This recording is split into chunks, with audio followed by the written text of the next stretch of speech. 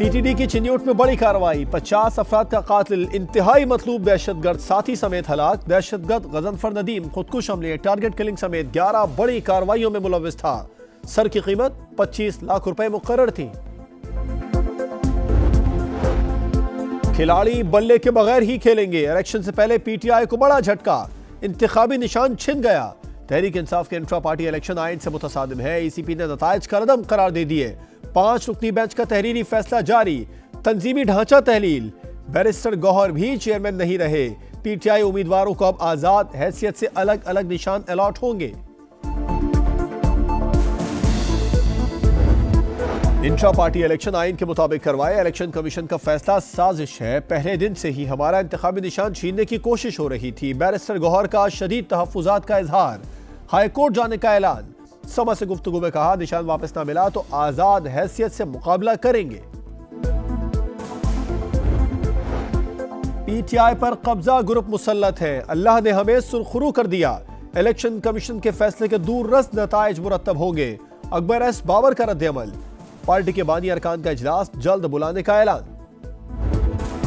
America फिर गजा जंगबंदी की राह में रुकावट बन गया। सलामती काउंसिल में इमदाद में इजाफे की करारदाद मंजूर। रूस का सीज फायर की शिक शामिल करने का मुतालबा अमरीकी मंदूब ने वीटो कर दिया। हमास का कहना है, गजा करारदाद में होने वाले नुकसानात का अजाला नहीं कर सकती। अक़वाम मुत्तहिदा के सेक्रेटरी जनरल एंटोनियो गुतरस ने गजा में जारी इसराइली फौजी ऑपरेशन को इमदादी कार्रवाइयों में रुकावट करार दे दिया।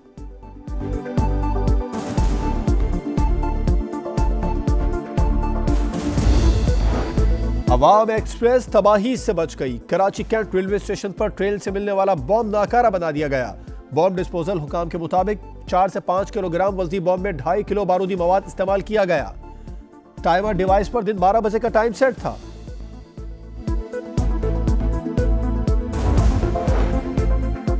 और पंजाब के मैदानी इलाकों में धुंध, मोटरवे समेत अहम शाहराहों पर हद निगाह इंतहाई कम। ट्रैफिक की रवानी मुतासिर। लाहौर में बूंदाबांदी से फजाई आलूदगी में कमी ना आ सकी। आलूदा शहरों की फहरिस्त में तीसरे नंबर पर।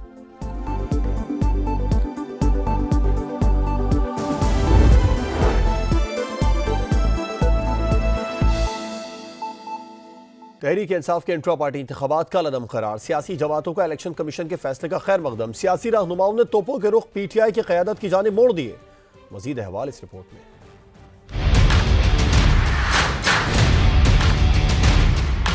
पीटीआई के हाथ से बल्ले का निशान गया तो मुखालिफ सियासी जमातों ने तहरीक इंसाफ क़यादत को निशाने पर रख लिया। पीपल्स पार्टी रहनुमा फैसल करीम कुंडी ने कहा, ये कोई बहाना नहीं कि इंतखाबी निशान गया तो वोटर डिस्टर्ब हो गया। अगर आपके वोटर आपको वोट कर रहे हैं तो वो किसी भी निशान पे आपको वोट कर सकते हैं। अगर नहीं करेंगे तो आपके पास बल्ला भी है तो फिर भी नहीं करेंगे। पाकिस्तान पीपल्स पार्टी से भी माजी में निशान लिया गया था। लिहाजा ये बहाना नहीं बन सकता कि आप बोलें कि जी हमारे से निशान ले लिया तो हमारे वोटर जो है वो डिस्टर्ब हो जाएंगे। एमक्यूएम रहनुमा मुस्तफा कमाल ने इलेक्शन कमीशन के फैसले को दुरुस्त करार दिया। वोट का फैसला ठीक है, वैसे ही रस्मी तौर पर एक इलेक्शन हुए हैं, तो ये अनफॉर्चुनेट मैं समझता हूँ मुल्क के लिए अच्छी बात नहीं हुई। सारी लोग नौजवान पीछे लगे थे। पहली दफा जो है वो एक मोमेंटम क्रिएट हुआ था। लोअर मिडिल क्लास बाहर आई थी और उसका इस तरह ड्रॉप सीन होना तो मैं समझता हूँ कि एक बदकिस्मती है मुल्क की। आईपीपी के ओन चौधरी ने कहा, ऐसे शॉर्टकट्स के ऐसे ही नताइज निकलते हैं। फेयर इलेक्शन नहीं हुआ और आपने बिठा के सबको एक अनअपोज किसी को करवा दिया है। दूसरों को तो कहना बड़ा आसान है, दूसरों पे उंगली उठाना बड़ा आसान है।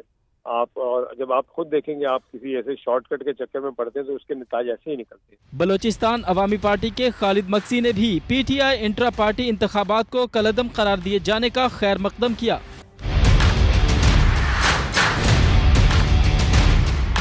पीटीआई के हाथ से बल्ले का निशान गया तो मुखालिफ सियासी जमातों ने तहरीक इंसाफ क़यादत को निशाने पर रख लिया। पीपल्स पार्टी रहनुमा फैसल करीम कुंडी ने कहा, ये कोई बहाना नहीं कि इंतखाबी निशान गया तो वोटर डिस्टर्ब हो गया। अगर आपके वोटर आपको वोट कर रहे हैं तो वो किसी भी निशान पे आपको वोट कर सकते हैं। अगर नहीं करेंगे तो आपके पास बल्ला भी है तो फिर भी नहीं करेंगे। पाकिस्तान पीपल्स पार्टी से भी माजी में निशान लिया गया था। लिहाजा ये बहाना नहीं बन सकता कि आप बोलें कि जी हमारे से निशान ले लिया तो हमारे वोटर जो है वो डिस्टर्ब हो जाएंगे। एमक्यूएम रहनुमा मुस्तफा कमाल ने इलेक्शन कमीशन के फैसले को दुरुस्त करार दिया। वोट का फैसला ठीक है, वैसे ही रस्मी तौर पर एक इलेक्शन हुए हैं, तो ये अनफॉर्चुनेट मैं समझता हूँ मुल्क के लिए अच्छी बात नहीं हुई। सारी लोग नौजवान पीछे लगे थे। पहली दफा जो है वो एक मोमेंटम क्रिएट हुआ था। लोअर मिडिल क्लास बाहर आई थी और उसका इस तरह ड्रॉप सीन होना तो मैं समझता हूँ कि एक बदकिस्मती है मुल्क की। IPP के ओन चौधरी ने कहा, ऐसे शॉर्टकट्स के ऐसे ही नताइज निकलते हैं। फेयर इलेक्शन नहीं हुआ और आपने बिठा के सबको एक अनअपोज किसी को करवा दिया है। दूसरों को तो कहना बड़ा आसान है, दूसरों पे उंगली उठाना बड़ा आसान है। और जब आप खुद देखेंगे आप किसी ऐसे शॉर्टकट के चक्कर में पड़ते हैं तो उसके नतीजे ऐसे ही निकलते हैं। बलोचिस्तान अवामी पार्टी के खालिद मक्सी ने भी PTI इंट्रा पार्टी इंतखाबात को कलअदम करार दिए जाने का खैर मकदम किया। अहम और बड़ी खबर आपको दें, PTI से बल्ला छिन गया है। पाकिस्तान तहरीके इंसाफ से उनका इंतखाबी निशान वापस लिया जाता है। ये मुख्तसर फैसला अब तक इलेक्शन कमीशन ऑफ पाकिस्तान ने जारी किया है। बड़े फैसले की कॉपी आप समा की स्क्रीन पर भी देख सकते हैं। पार्टी के पास सिर्फ सिंबल ही नहीं किया, उनका पार्टी का तंजीमी ढांचा भी तहरीर हो गया। एक ऑप्शन ये है कि किसी गैर मारूफ सी पार्टी से जिसके पास अपना निशान मौजूद हो वो एक इंतखाबी इत्तेहाद कर लें। सारे के सारे बिला मुकाबला मुंतखब हो गए। इस रवैये ने बहुत सारे शकूक को जन्म दिया, जिसके नतीजे में मैं समझता हूँ फैसला आया। आज फिर अल्लाह ने सुरखरू किया और ये फैसला जो आया है ये अंग्रेजी में कहते हैं राइटिंग ऑन द वॉल था। ये साजिश तो हम पहले दिन से देख रहे थे, हम जरूर इसके खिलाफ हाई कोर्ट जाएंगे, अब डिसीजन को नहीं एक्सेप्ट करते। इलेक्शन कमीशन से तो PTI को धचका लगा, लेकिन साइफर केस में तहरीक इंसाफ की क़यादत को बड़ा रिलीफ मिला है। सुप्रीम कोर्ट ने अडयाला जेल में कैद साबिक वजीर आजम और वजीर खारजा शाह महमूद कुरैशी की जमानतें मंजूर कर ली। 4 हफ्ते में ट्रायल मुकम्मल करके जमानत मुस्तरद करने वाला इस्लामाबाद हाई कोर्ट का हुक्म भी कलअदम करार दे दिया। सुहेल रशीद की रिपोर्ट। ठोस शवाहिद ना कोई माकूल वजह, सजाए मौत की दफात भी मफरूजे की बुनियाद पर। साइफर केस में सुप्रीम कोर्ट ने बड़ा फैसला सुना दिया।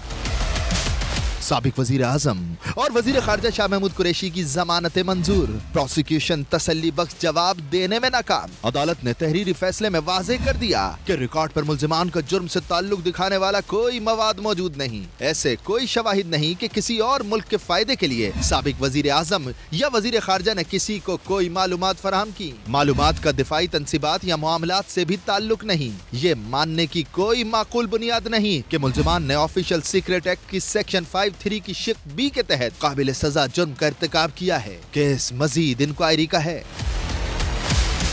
दौरान समाअत जस्टिस अतहर मिनल्लाह ने रिमार्क्स दिए, साबिक वजीर आजम पर जुर्म साबित नहीं हुआ, वो मासूम है। दफ्तर खारजा किसी को साइफर नहीं भेज सकता और अगर ऐसा हुआ है तो गलती भी दफ्तर खारजा की है। सवाल उठाए, क्या तफ्तीशी टीम ने आजम खान की गुमशुदगी पर कोई तहकीकात की?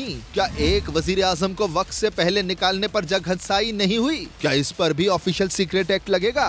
जस्टिस मंसूर अली शाह ने रिमार्क्स दिए, सजाए मौत की दिफात मफरूजे पर लगाई गई। कायम मुकाम चीफ जस्टिस सरदार तारिक मसूद ने कहा, हाई कोर्ट ने तो पूरे केस का ही फैसला लिख दिया था, बस रस्सी देना बाकी रह गई थी।